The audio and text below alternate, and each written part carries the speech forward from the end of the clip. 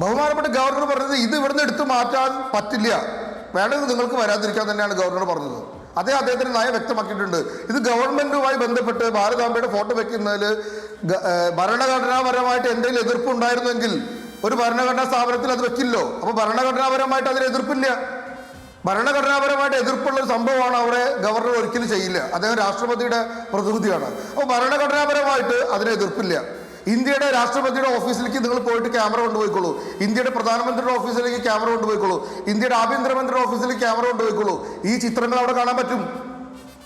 ഈ ചിത്രങ്ങൾ അവിടെ കാണാൻ പറ്റും. കാരണം ഞങ്ങൾ ഉയർത്തിപ്പിടിക്കുന്ന ആദർശത്തിന്റെ മൂർത്ത രൂപമാണ്. ഞങ്ങൾ ഉയർത്തിപ്പിടിക്കുന്ന ആദർശത്തിന്റെ മൂർത്ത രൂപമാണ്. അത് ഞങ്ങൾ ഉയർത്തിപ്പിടിക്കും. അതിന്റെ ഉത്തരവാദിത്വം ഞങ്ങൾക്കുണ്ട്. അത് ഞങ്ങൾ ഇന്ത്യയിലെ ജനങ്ങള് ഞങ്ങൾക്ക് അതിനുള്ള മാൻഡേറ്റ് തന്നിട്ടുണ്ട്.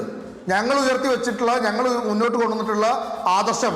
പക്ഷെ അങ്ങ് പറയുന്നത് ഞങ്ങൾക്ക് ജനങ്ങൾ മാൻഡേറ്റ് തന്നിട്ടുണ്ട്, അതുകൊണ്ട് ഞങ്ങളുടെ ആശയങ്ങൾ പൊതു സംവിധാനങ്ങളുടെ ഭാഗമായി പ്രചരിപ്പിക്കുമെന്നാണോ? അങ്ങനെയല്ല. ഇത് പൊതുസമൂഹത്തിന്റെ പൊതുസമൂഹത്തിന്റെ മാറ്റി നിർത്തിക്കൊള്ളൂ. ഭരണഘടനയുടെ ആശയത്തിനെതിരാണ് ഈ ചിത്രം എന്ന് നിങ്ങൾ തെളിയിക്ക്. ഭരണഘടനയുടെ എതിരാണ് ചിത്രമെന്ന് നിങ്ങൾ തെളിയിക്കുക. നിങ്ങൾക്കറിയാം, ഈ ഭരണഘടന എടുത്ത് മറച്ചു നോക്കി കഴിഞ്ഞാൽ അതിൽ എത്ര ചിത്രങ്ങൾ ഈ ഹിന്ദു സംസ്കൃതിയുമായി ബന്ധപ്പെട്ട്, ഭാരതത്തിന്റെ സംസ്കൃതിയുമായി ബന്ധപ്പെട്ടുണ്ട്? എത്ര ചിത്രങ്ങൾ അതിനകത്തുണ്ട്? അപ്പൊ ഇത് വെറും തെറ്റായിട്ടുള്ള പ്രചരണമാണ്. ഭാരതത്തിലെ സർവ്വസാധാരണ ജനങ്ങൾ, അവരുടെ ഹൃദയത്തിൽ ഭാരതാംബയുണ്ട്.